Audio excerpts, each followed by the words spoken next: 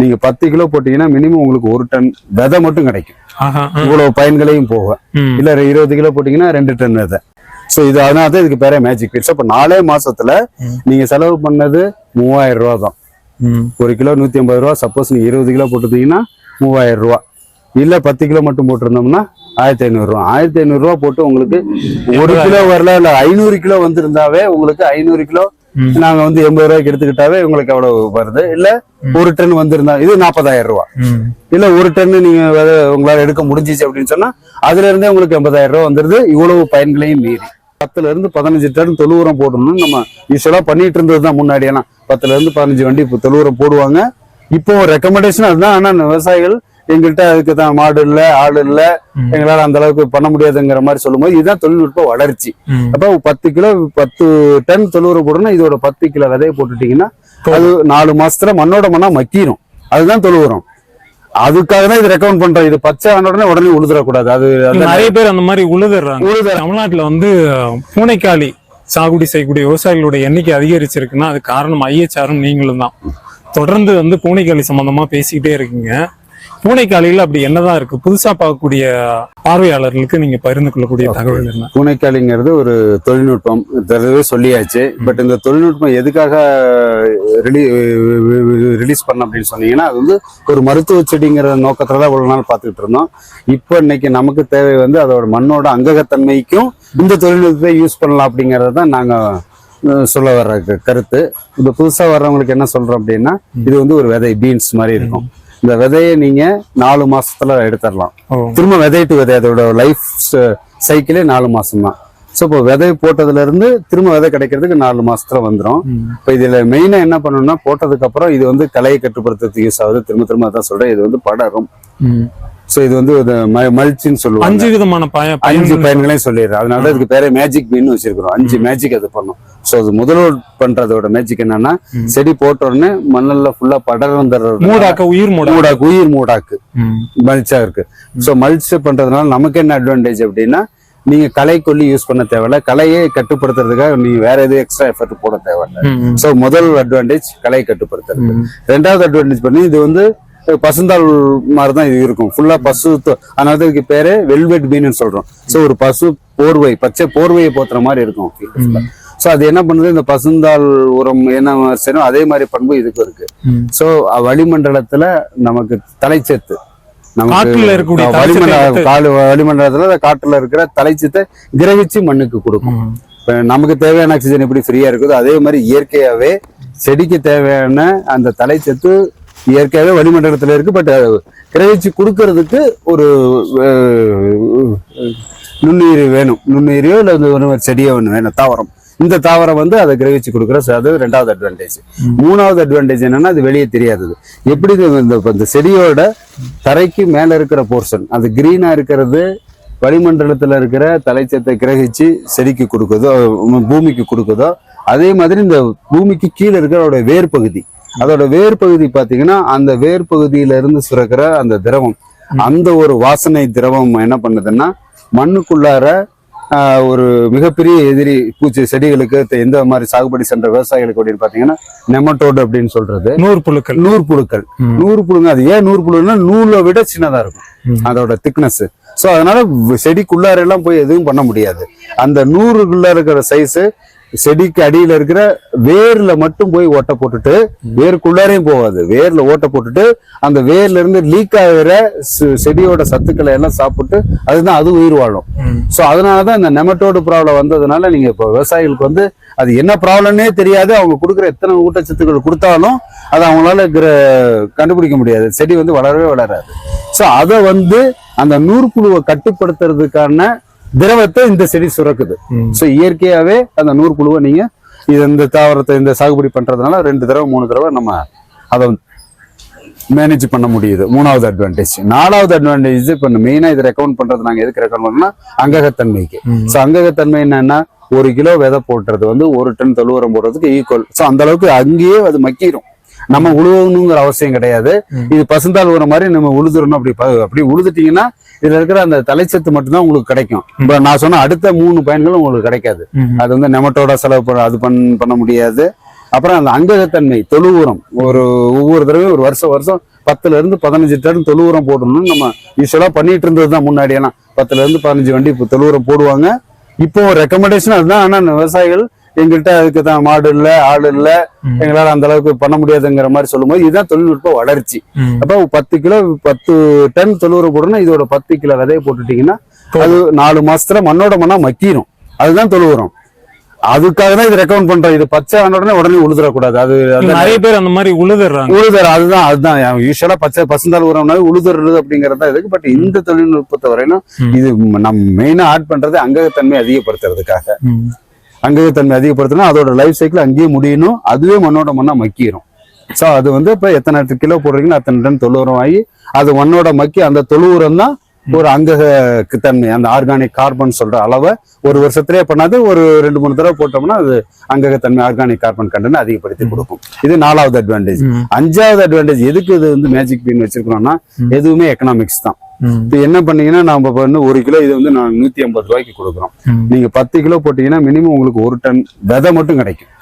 இவ்வளவு பயன்களையும் போக இல்ல 20 கிலோ போட்டீங்கன்னா 2 டன் விதை. சோ அது மாதிரி ஒரு 1 கிலோ விதைக்கு நீங்க ஒரு 100 கிலோ எடுக்கலாம் விதை. அதுல இருந்து என்ன விதை நீங்களா கொடுத்து பொறுக்கணும்னு அவசியம் கிடையாது. செடி எல்லாமே மக்கிரும். எல்லாம் மக்கினதுக்கு அப்புறம் அங்க இருக்கிற விதைய சும்மா பொறுக்க வேண்டியதுதான். இதை பொறுக்கி திரும்ப எங்களுக்கே கொடுத்தாலும் நாங்களே 1 கிலோ 80 ரூபாய்க்கு வாங்கிக்கிறோம் தான் நாங்க திரும்ப சொல்லிட்டு இருக்கோம். பட் இதை விட அதிகமான ரேட்டு மார்க்கெட்ல விற்கிறதுனால அவங்க நிறைய பேர் வெளியே சேல்ஸ் பண்ணிக்கிறாங்க. சோ இது அதனால தான் இதுக்கு பேரே மேஜிக் பீட்ஸ். இப்ப 4 மாசத்துல நீங்க செலவு பண்ணது 3000 ரூபா தான். 1 கிலோ 150 ரூபா. சப்போஸ் நீங்க 20 கிலோ போட்டுட்டீங்கன்னா 3000 ரூபா. இல்ல 10 கிலோ மட்டும் போட்டிருந்தோம்னா 1500 ரூபா. 1500 ரூபா போட்டு உங்களுக்கு 1 கிலோ வரல, இல்ல 500 கிலோ வந்திருந்தாவே உங்களுக்கு 500 கிலோ நாங்க 80 ரூபாய்க்கு எடுத்துக்கிட்டாவே உங்களுக்கு எவ்வளவு வருது. இல்ல 1 டன் வந்திருந்தா இது 40,000 ரூபா. இல்ல 1 டன் நீங்க உங்களால எடுக்க முடிஞ்சிச்சு அப்படின்னு சொன்னா அதுல இருந்தே உங்களுக்கு 80,000 ரூபா வந்துருது. இவ்வளவு பயன்களையும் மீறி இல்ல மார்க்கெட்ல இதை விட நீங்க 200 ரூபாய்க்கு கொடுக்குற அப்படின்னு சொன்னீங்கன்னா இதுல இருந்தும் ஒரு பொருளாதாரம் தான். சோ விதை போட்டுட்டு அந்த 3000 ரூபாய் நீங்க செலவு பண்ணதுக்காக நீங்க 2 லட்சம் ரூபாய் எடுக்கிறீங்க. ஒரு 4 மாசத்துலயோ 5 மாசத்துல இருந்து உங்களுக்கு விதை கிடைச்சிருது. அதனாலதான் இதுக்கு பேரு மேஜிக் பீன் வச்சிருக்கோம். இப்ப இது புதுசா சாகுபடி பண்ண விரும்பக்கூடியவங்களுக்கான விதைகள் எங்க கிடைக்கும்? விதைகள் இது IAHR தொழில்நுட்பம். இதனால இது வரைக்கும் வேற யார்கிட்டையும் இந்த தொழில்நுட்பம் கிடைக்காது. சோ இங்க மட்டும்தான் கிடைக்கும். நீங்க முகவரியை அனுப்பிச்சு கொடுத்தீங்கன்னா நாங்களே உங்களுக்கு உங்க இல்லத்துக்கே நாங்க அனுப்பிச்சு கொடுப்போம். அதை நீங்க மல்டிப்ளை பண்ணிக்கலாம். ஒவ்வொருத்தரும் எங்களுக்கு 1 டன் 1 டன் எல்லாம் கொடுங்கன்னு சொல்ல முடியாது. அந்த அளவுக்கு எங்களுக்கு கொடுக்க முடியாது. ஒரு பிராக்டிஸ் பண்றதுக்கு டெமான்ஸ்ட்ரேஷன் அப்படின்னு சொல்லுவோம். அது மாதிரி போட்டு பாக்குறதுக்கு 1 கிலோவோ மேக்சிமம் 5 கிலோ 10 கிலோ அதுல இருந்து அந்த விவசாயிகள் அந்த விதைகளை அவங்களே மல்டிப்ளை பண்ணி அவங்க பக்கத்துல இருக்கிற விவசாயிகளுக்கு கொடுக்கலாம்.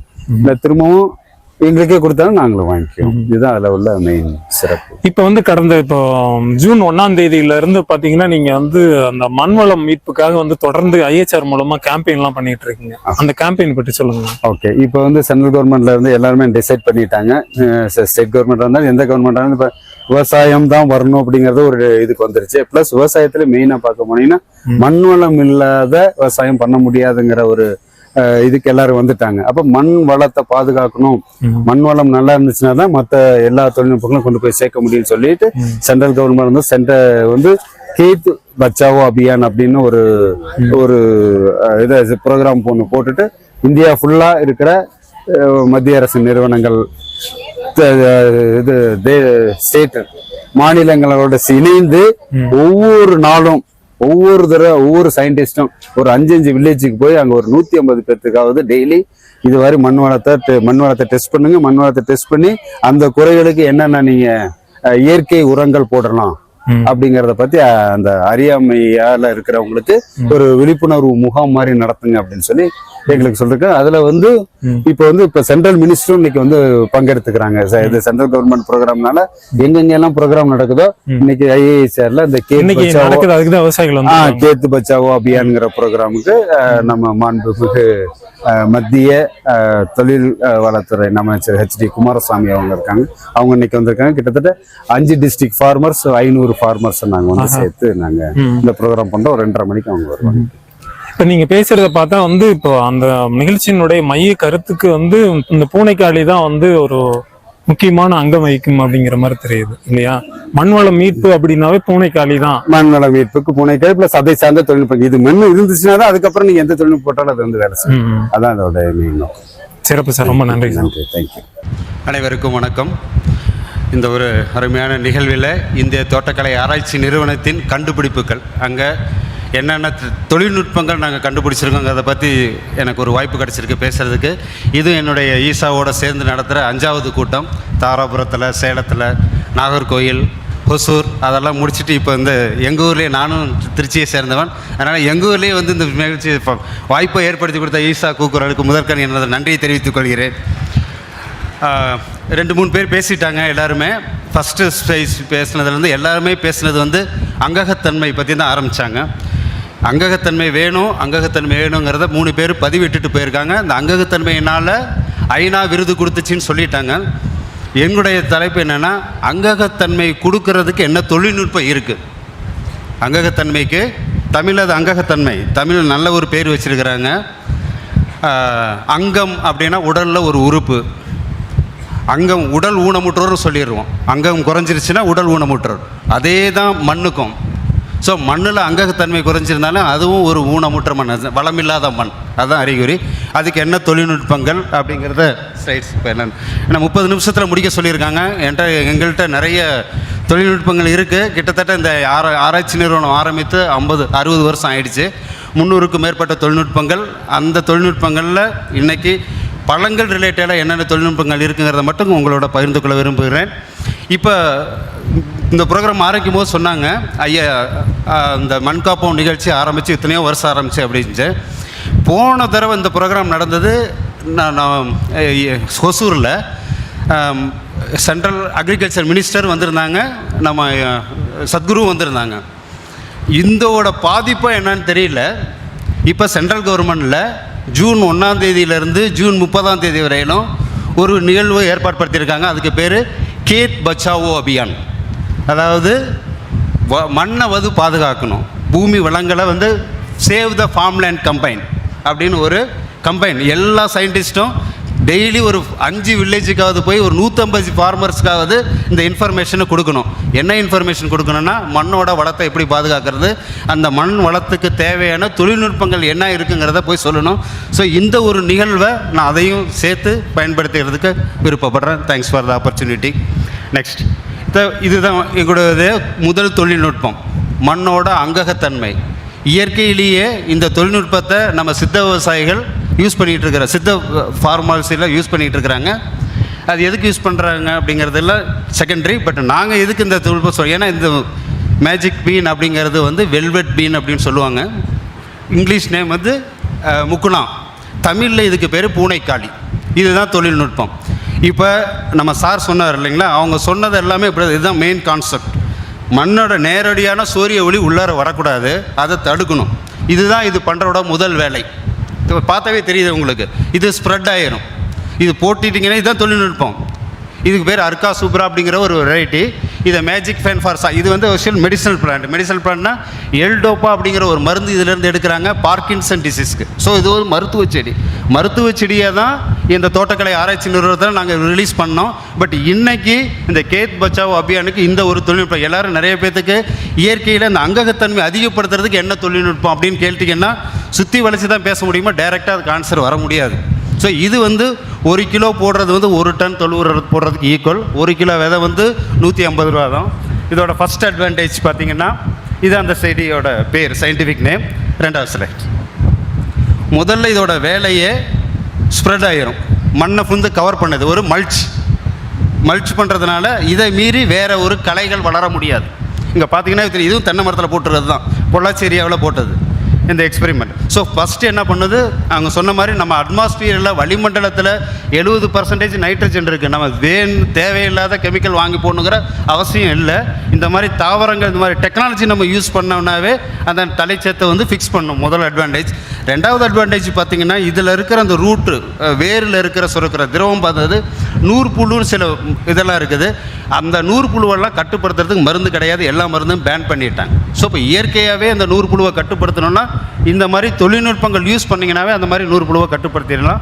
3வது சொன்னது தான் ஆர்கானிக் மேட்டர், அதுதான் அங்ககத்தன்மை. ஆர்கானிக் கார்பனுக்கு தமிழில் பேர் அங்ககத்தன்மை. இதை நம்ம வந்து ஒரு ஏக்கருக்கு உங்களுடைய மண் பரிசோதனை, ஏற்கனவே அவங்க சொன்னாங்க இல்லைங்களா, மண் பரிசோதனை கண்டிப்பாக பண்ணி ஆகணும். மண் பரிசோதனை பண்ணி அதை கொஞ்சம் படிக்க தெரிஞ்சுக்கணும். அட்லீஸ்ட் அதில் என்ன கொடுத்துருக்குறாங்க, அங்ககத்தன்மை எவ்வளோ பர்சன்டேஜ், அங்கக பர்சன்டேஜ். அவர் சொன்னாங்களே ஐநா வந்து 1.5% அவர் அங்ககத்தன்மை அதிகப்படுத்துனதுக்காக தான் அதுக்கு விருது கொடுத்தாங்க.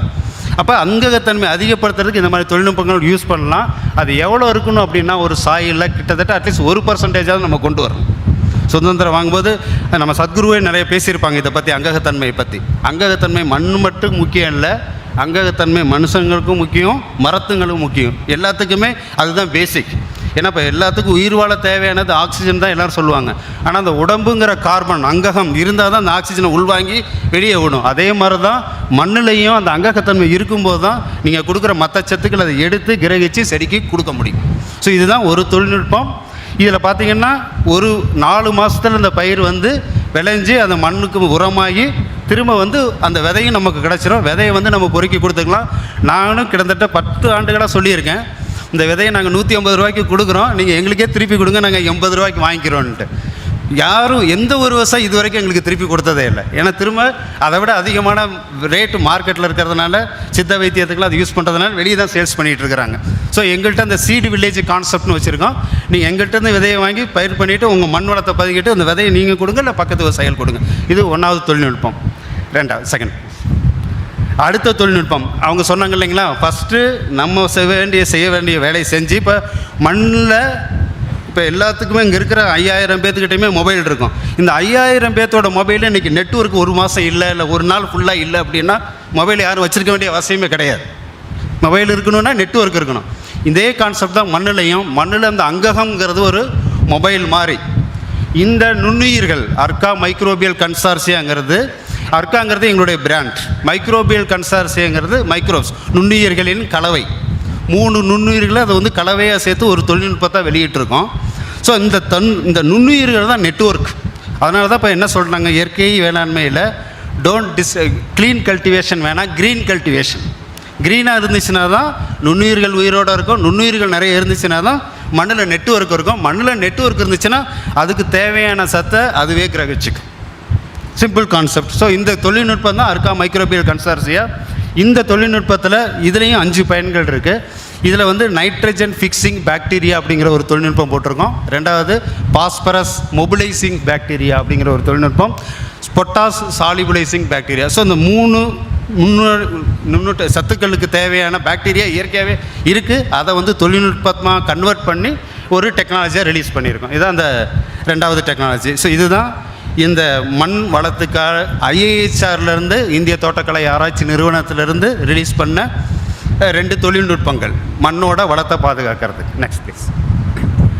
நெக்ஸ்ட்டு இப்போ மண்ணோட வளத்தை பாதுகாத்தாச்சு. Next plant. இப்போ பிளான்ட்டுன்னு தான் சொல்கிறேன். நீங்கள் வந்து பழங்கள் சாகுபடி பண்ணுறீங்களா, காய்கறிகள் சாகுபடி பண்ணுறீங்களா, அந்த மாதிரி கொஸ்டினுக்கே நம்ம போகல. அதுக்கு வந்து திரும்பவும் IIHRலேருந்து சில தொழில்நுட்பங்கள் கண்டுபிடிச்சிருக்கு. இது வந்து எதுவுமே கெமிக்கல் கிடையாது. இது வந்து காப்புரிமை பெற்ற ஒரு கண்டுபிடிப்பு, பேட்டன்டட் டெக்னாலஜி அப்படின்னு சொல்லுவாங்க. 2 உப்பு தான். இந்த உப்பு நெக்ஸ்ட் ப்ளீஸ். இதில் வந்து திரிசக்தி அப்படின்னு சொல்கிறோம். உங்களுக்கு தெரியும், நம்ம முக்கியமாக எல்லா விவசாயிகள்கிட்ட என்ன ப்ராப்ளம் இருக்குதுன்னு கேட்டால் 3 ப்ராப்ளம் தான் சொல்லுவாங்க. பூச்சினால் வர்றது, நோயினால் வளர்றது, பற்றாக்குறை. இந்த 3 ப்ராப்ளம் தான். இந்த 3 ப்ராப்ளத்துக்கும் வர என்ன சொல்யூஷன், என்ன தொழில்நுட்பங்கள் அப்படின்னு பார்த்தீங்கன்னா அதுவும் சிம்பிளாக தான். இயற்கை முறை பேசிக்காகவே கெமிக்கல் இல்லாதவே அதை வந்து மேனேஜ் பண்ண முடியும். ஸோ அதுக்காக நான் என்ன பண்ணியிருக்கோம், பூச்சி விரட்டி, பூச்சி கொல்லி கிடையாது, பூச்சி விரட்டி. அதுவும் பெங்களூரில் எங்கள் மாதிரி இன்னொரு ஆராய்ச்சி நிலையம் இருக்குது, national bureau of agricultural insect resource. அவங்க என்ன சொல்கிறாங்க அப்படின்னா, இயற்கையில் எந்த ஒரு பூச்சிக்கும் எப்போ ஒரு பூச்சியெல்லாம் இருக்கோ அந்த பூச்சிக்கு நேச்சுரலாகவே அதை கொல்றதுக்கு இன்னொரு இயற்கை ஃபங்கஸோ பாக்டீரியா அது மாதிரி இருக்குது. நம்ம வந்து பூச்சி தேவையில்லைன்னா அந்த மாதிரி நிறுவனங்களையோ ஆராய்ச்சி நிறுவனங்கள் தான் அனுமதிலே நீங்கள் அதுக்கு பதிலாக போய் பூச்சி மருந்து கடையை அனுப்பிச்சிங்கன்னா அவங்க பூச்சி கொல்லி தான் கொடுப்பாங்க. ஏன்னா அவங்க பிஸ்னஸ் பண்ணுறவங்க அவங்க அதுதான் கொடுப்பாங்க. ஸோ அதனால் பக்கத்தில் இருக்கிற சயின்டிஃபிக் ஆர்கனைசேஷன் ஏதாவது இருந்துச்சுன்னா அவங்கள கண்டுபிடிச்சாங்கன்னா இயற்கையாக அதை கட்டுப்படுத்துறதுக்கான மருந்துகள் என்ன இருக்குது அப்படிங்கிறத கண்டுபிடிப்பாங்க. 2வது அதுக்கு தேவையான ஃபங்கஸ், பாக்டீரியா, வைரஸ் 3 வராததுக்கு உப்பு தான். நம்ம ஊர்லேயே ஃபங்கஸ் வராத இருக்கிறதா தான் ஊறுகாயில் உப்பு போட்டு வைக்கிறோம். சேம் அதே கான்செப்ட்.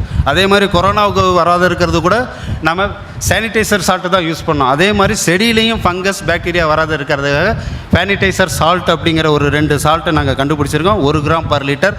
அதை ரெகுலராக நம்ம யூஸ் பண்ணாவே பூஞ்சானம், பாக்டீரியா, ஃபங்கஸ் இந்த மாதிரி எந்த ஒரு நோய்களும் வராத காடுபடுத்தலாம். பூச்சி வராத இருக்கிறதுக்கு அந்த நெய்ம் சோப், பொங்கமியா சோப்புங்கிற 2 தொழில்நுட்பம். அப்புறம் நிறைய நம்ம விவசாயிகள் என்ன பண்ணுங்கன்னா நுண்ணூட்டு சத்துக்கள் நம்ம எதுவுமே கொடுக்கறதில்ல. இப்போ நம்ம சொன்ன அந்த 3 ப்ராப்ளத்துக்கு தான் நிறைய மனுஷர் கொடுக்குறோம். ஏபயோட்டிக் ஸ்ட்ரெஸ் அப்படின்னு சொல்கிறாங்க. ஏபயோட்டிக் ஸ்ட்ரெஸ்னால் கிளைமேட்னால் வர்றது. இப்போ அவர் சொன்னார் போனீங்கன்னா எல்நைனோ, திடீர்னு காலநிலை மாற்றம், அந்த மாதிரி காலநிலை மாற்றங்களை நம்ம மருந்தெல்லாம் கொடுக்க முடியாது. இயற்கையாக பேசிக்காக அதோட இம்யூனிட்டி பவரை அதிகப்படுத்துறது. அதனால தான் இப்போ எல்லாம் சொல்கிறாங்க பயோஸ்டிமுலண்ட், அதாவது இயற்கை தாவரத்திலிருந்து எடுக்கப்பட்ட அந்த சாறுகளே நம்ம ஸ்ப்ரே பண்ணும்போது அதை நம்ம செடியே மேனேஜ் பண்ணும். அதுக்கு சத்து கொடுத்துக்க பதிலாக அதோட கெப்பாசிட்டி டாலரேட் பண்ணுறதுக்கான, ரெசிஸ்டன்ட் பண்ணுறதுக்கான கெப்பாசிட்டியை டெவலப் பண்ணுறதுக்கான தொழில்நுட்பங்கள். இதுதான் எங்களுடைய தொழில்நுட்பங்கள். மண் வளத்துக்கும் செடியை எப்படி ஒரு நோய் இல்லாத, பூச்சி தாக்காத, எந்த ஒரு வளர்ச்சி டிஃபிஷியன்சி இல்லாத வளர்க்குறதுக்கு. வணக்கம் சார், என் பேர் டாக்டர் ராஜ்குமார். தமிழ்நாடு பெரம்பலூர் மாவட்டம் லாடபுரம் வில்லேஜ். நான் ஃபார்மர்ஸ்க்கு ஒரு ஆர்கானிக் விவசாயம் பண்ணிட்டு ஒரு 7 இயர்ஸாக அதை பேஸ் பண்ணி ஃபார்மர்ஸை இயற்கை விவசாயத்துக்கு மோட்டிவேட் பண்ணிகிட்ருக்கேன். அந்த விவசாயிகளை அதிகபட்சமாக பார்த்திங்கன்னா வெங்காயம் இயற்கை முறையில் விளைவிச்சு அவங்களுக்கு மார்க்கெட்டிங் வரைக்கும் சொல்லி கொடுத்ததுக்கு நான் ஏற்பாடு பண்ணிகிட்ருக்கேன். அது பார்த்திங்கன்னா ஐஏஎஸ்ஐ டெக்னாலஜியில் அந்த டெக்னாலஜி யூஸ் பண்ணி பண்ணுங்கள், பயோ ப்ராடக்ட்டு ப்ளஸ் என்னுடைய இயற்கை இடுபொருளை பயன்படுத்துங்க, விளைச்சலும் நல்லாயிருக்கு, பொருளும் நல்ல தரமான பொருளை கிடைக்கும்போது மார்க்கெட்டிங் பண்ணும்போது எக்ஸ்போர்ட் பண்ணதாக இருந்தாலும் நம்ம தரமான பொருள் கிடைக்கும் அப்படின்னு சொல்லி அட்வைஸ் பண்ணிகிட்ருக்கேன். இப்போ அதை பேஸ் பண்ணி ஒரு 10-15 விவசாயம் இருக்காங்க. ஒரு 20 ஹெக்டர் பண்ணுறதுக்கு ஒரு பிளான் பண்ணிகிட்ருக்கோம்.